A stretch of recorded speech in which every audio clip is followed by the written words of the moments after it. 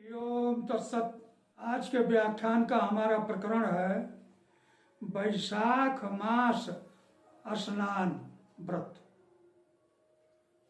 जैसा कि आप सब लोग जानते हैं कि कार्तिक मास में स्त्रियां दीपदान करती हैं और कार्तिक में स्नान भी करती हैं। फिर कार्तिक के स्नान का जो फल है वही माघ स्नान का फल है। माघ में भी अरुणोदय काल में ही स्नान होता है। वही स्नान का फल वैशाख मास में है। शास्त्रों में कहा गया है कि तुला मकर मेघेषु प्रातः स्नानम विधीयते हविष्यम ब्रह्मचर्यम च महापातक नाशनम। कि तुला की जब संक्रांति हो अर्थात कार्तिक मास में, मकर की संक्रांति हो माघ मास में, और मेघ की संक्रांति हो वैशाख मास में, स्नान का बहुत ही उत्तम कोटि का फल है। इस स्नान के करने का कुछ नियम है। पहले तो यह नियम यह है कि व्रती को अरुणोदय काल में ही उठना है, अपना नित्य कर्म करके स्नान करके सूर्योदय को कताप न होने पाए और सूर्य को अर्घ्य प्रदान करना है और हविष्यान का ग्रहण करना है। वो भी हविष्यान जो है एक भुक्त ग्रहण होता है। एक भुक्त का तात्पर्य तो यह है कि जो दिन के अपराह्न काल में किया जाए उसे एक भुक्त कहते हैं। लेकिन शास्त्रों में अभी वैकल्पिक व्यवस्था है कि चाहे दिन में भोजन करें या रात में कर लें और ब्रह्मचर्य पूर्वक रहना है। इसमें ब्रह्मचर्य से रहना नितांत आवश्यक है। अगर ब्रह्मचर्य का पालन आप नहीं करेंगे तो स्नान का व्रत जो है खंडित हो जाएगा।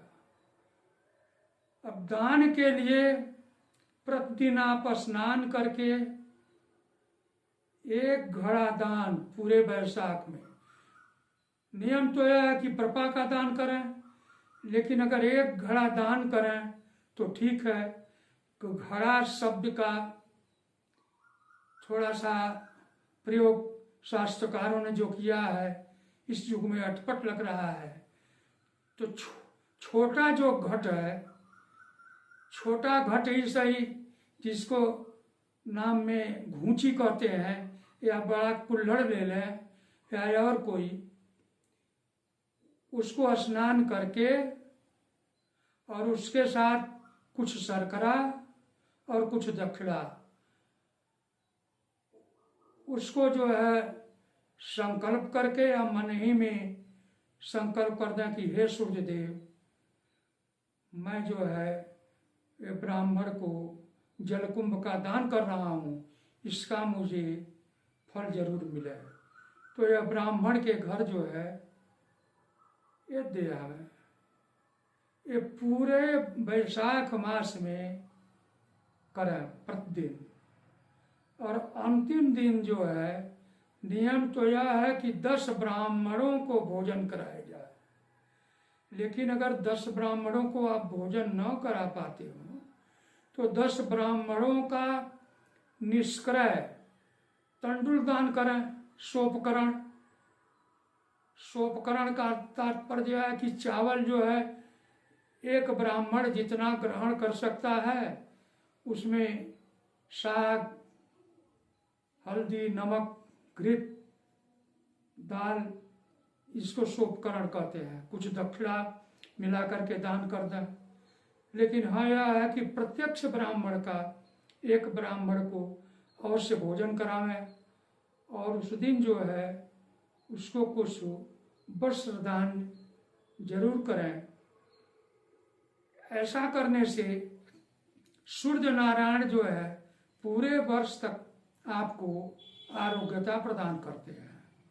यह वैशाख स्नान व्रत चैत्र शुक्ल पूर्णिमा जो शनिवार को 12 अप्रैल को है, उस दिन ही जो है प्रारंभ हो रही है। उस दिन से ही आप करें। अगर यह भी संभव हो तो प्रतिदिन तांबूल का दान करें।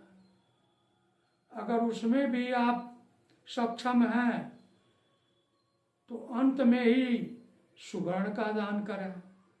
अगर वैशाख मास में पूरे 1 मास स्नान करने में अशक्त हों तो वैशाख के अंत में 3 दिन यानी त्रयोदशी, चतुर्दशी और पूर्णिमा को ही हविष्यान ग्रहण करके ब्रह्मचर्य का पालन करके और बतलाए गए विधि से दान करें, स्नान करें, ब्राह्मण भोजन कराएं, तो इससे भी पूरे मास के व्रत का फल मिलेगा। जो वैशाख मास व्रत है जिसके विषय में मैंने इतना प्रकाश डाला है, उसका निष्कर्ष यह है कि वह 12 अप्रैल शनिवार से प्रारंभ होकर के 12 मई सोमवार तक वो व्रत चलेगा और उस दिन तक करना है।